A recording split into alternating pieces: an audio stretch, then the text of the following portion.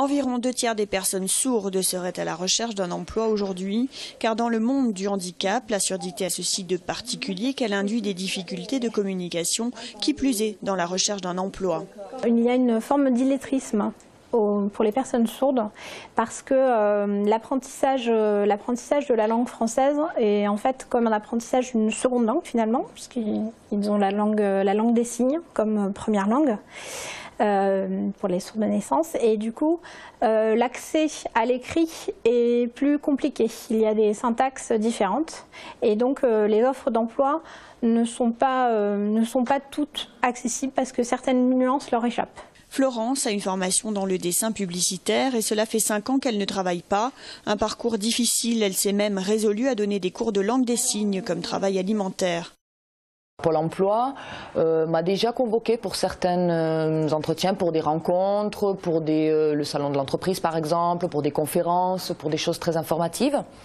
Donc j'y étais bien sûr, mais il n'y avait pas d'interprète.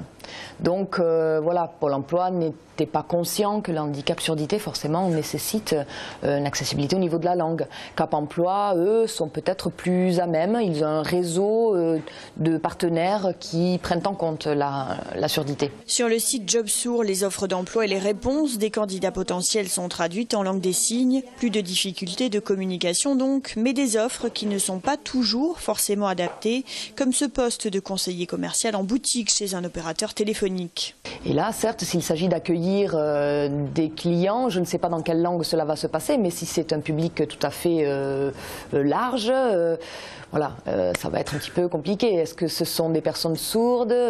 Le souci est quand ils postent une annonce, une offre d'emploi, est-ce qu'ils ont conscience que ce sont des personnes sourdes qui vont y postuler uniquement?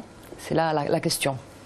Aucune offre ne sont réservées aux personnes handicapées ou sourdes. Le message qu'on porte à JobSourd, c'est qu'effectivement rien n'est impossible et qu'aujourd'hui, il existe de nombreuses compensations techniques possibles qui peuvent permettre d'adapter beaucoup de postes. Et donc en fonction du poste et en fonction du candidat sourd, au cas par cas, on peut souvent essayer de trouver des solutions. Et on a déjà vu beaucoup de belles innovations justement au niveau de la compensation et de l'adaptation du poste de travail. Le site JobSourd met pour l'instant en lien 80 profils et une dizaine d'offres. De nouveaux partenariats avec l'avionneur européen notamment devraient bientôt venir étoffer le nombre d'offres d'emploi.